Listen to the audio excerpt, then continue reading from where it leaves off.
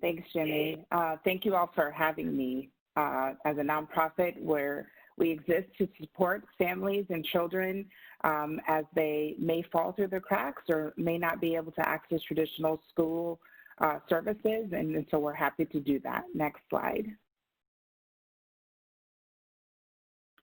So when you think about coronavirus's impact, as just a level setting for how nonprofits and specifically food banks are looking at how to respond, food insecurity is expected to increase by 46% across the nation. Specifically in Texas, pre-COVID, 1 in 4 children in our service area of Southeast Texas lived in a food insecure home, and we are looking for that number to increase also by about 15%.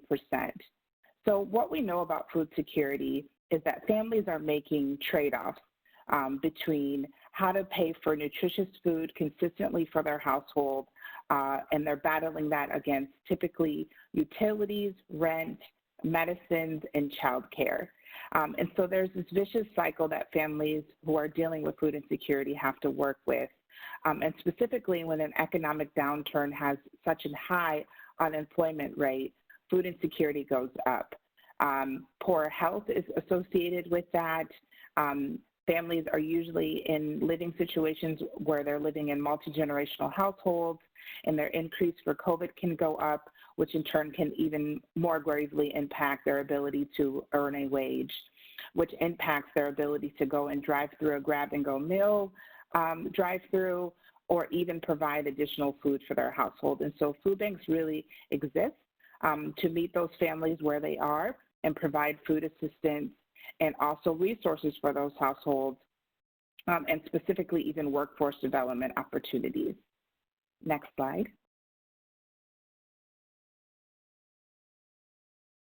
So our food bank, Houston Food Bank, is a part of a network of food banks across the nation called the Feeding America Network. A fun fact, every U.S. county, including Puerto Rico, is covered by a food bank. And so there are 200 agencies that participate in the Feeding America Network. We distribute to 40 million Americans every year, billions of pounds of food. And so just know there is a food bank in your area. Many people know a local food pantry that is operated at their church or community center or a community action agency, but that food bank really exists to support those institutions and send food to them so they can distribute directly to households. Next slide. So what impact has been on children during the COVID crisis, which is relevant to how food banks partner with school districts to provide students and their families food. I saw a question in the chat box earlier about how to address the needs of families. And I'm happy that question was asked because I definitely have a way for you to take that insight back to your community. So about 6.8 million children experience food insecurity. And what food insecurity is specifically is a lack of access to nutritious food consistently. What that materializes as the first couple weeks of the month, when a child is in school, they are nourished with 2 to 3 meals per day during the school year. And maybe in the summertime, they struggle to access food because they aren't enrolled in summer food service program. And so that would make that child more food insecure. More importantly, on Saturdays and Sundays, families may struggle to have a meal placed on the table. And so they'll do things like share one entree from a fast food agency or bags of ramen noodles, which means they lack the proper nutrition for that child to thrive. And so that's what food insecurity is and how families struggle in our nation with that on a daily basis. That's definitely been exacerbated by COVID. You'll see on the chart how food insecurity affects demographically across our nation, and I'm sure you all see that in your schools daily about the children receiving a free or reduced price meal. Next slide. So what we know is that due to high unemployment, economic downturn has exacerbated food insecurity. Specifically, I'd like to call out on the slide that single mothers with children are the most impacted. Those are the mothers that may be trying to hold down a job, may not be able to drive through during the day to receive meals, but really depend on a meal supplement for their child to have the proper nutrition. And so those are the types of audiences food banks and other nonprofits target to ensure we're able to catch them, provide them a food option, and provide them the necessary tools if they're unemployed. Next slide. So what did food banks do during the summer to help the school districts serve children in their areas? So within the Feeding America, over 134 food banks operated summer programs. Anywhere from 33% of them expressed having waivers, but definitely met some of the challenges that school districts face. What we know from running a specific study on about 1,500 families that participated in our home delivery program is families were unable to consistently have transportation to pick up meals. They shared a car, so they weren't able to go to the meal pickup location if the other person in the household that was working had to take the car and go to work. Most importantly, family expressed major concerns and anxiety and worries about not having the proper access to food in their households, as many of those households aren't able to call Uber Eats or DoorDash because of the costs associated with that. Their primary focus was paying rent, electricity, and things like that with less income in their households. But through services, most people found, just like school districts, that it was very important when doing a grab-and-go meal summer food service site to layer services offered.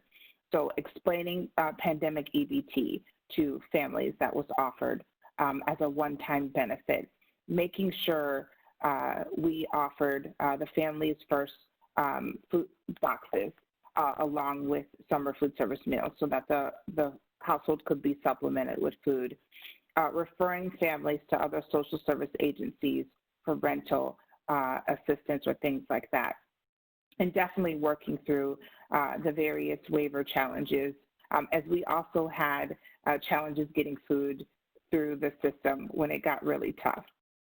Next slide. What are some things that we learned as food banks? And I'll talk about that on across the nation and then locally in Houston.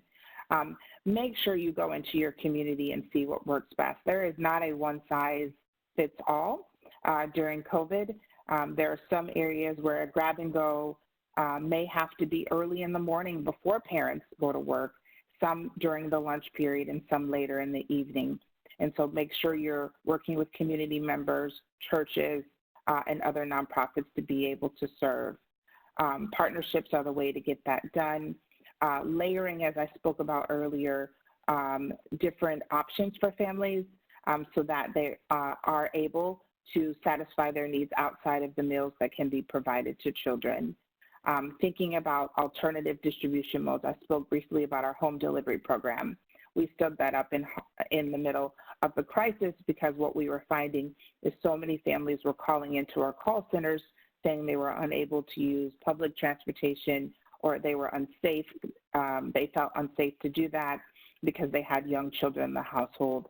And then we were able to deliver a meal directly to their home. Next slide. So you all have seen this picture that I have on the slide right here. This specifically is one of our distributions and where we partner with our largest school district here in Houston to serve around 8,000 families in an 8-hour period. During this distribution, we provided SNAP resource information for people to apply for SNAP. The census was there. We had local city officials helping pass out masks and sanitizer along with the Family's Food First box. Families were given an opt-in option to get a home-delivered meal if they could display barriers to receiving food through their school districts. And this was a really important option for us, where we were able to provide around 12,000 meals every week to about 1,500 households. As you can imagine, households with 4 to 5, 6 children in them with no access to a vehicle. It was extremely important for us to stand up that program during COVID. And food banks are not traditional direct service providers. We typically work through partners to do this work. So this is new to us also. Next slide. So I talked about the layering of programs, and one of the things as food banks we are happy to support school district in is our traditional child hunger programs. You may have heard of a food stack program offered on the weekends, or a market program where a farmer's market is set up on the outside, or maybe a family is able to shop inside of a school if this particular room has been turned into a pantry. We know that different barriers exist, but your local food bank has those existing infrastructure. Many of the food banks have refrigerated trucks and other options and access to volunteers. And so make sure you're reaching out to your local food bank to lay your services offered to your families. Nutrition education is a big component of what food banks do across the nation.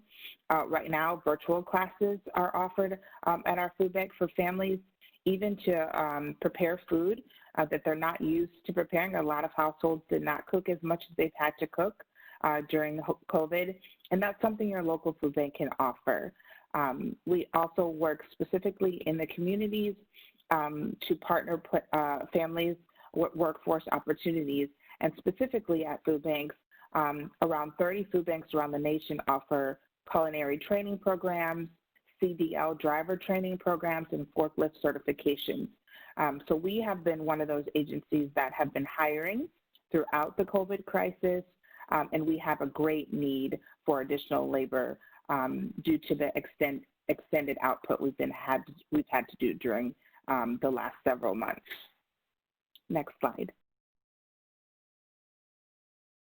So I talked a little bit about this, just different ways. As a food bank, we will continue to operate grab-and-go meals in our home-delivered program. We operate the CACFP program, and so we will have virtual enrichment options with our local Children's Museum and Boys and Girls Club that will offer classes, online classes to the children and courses.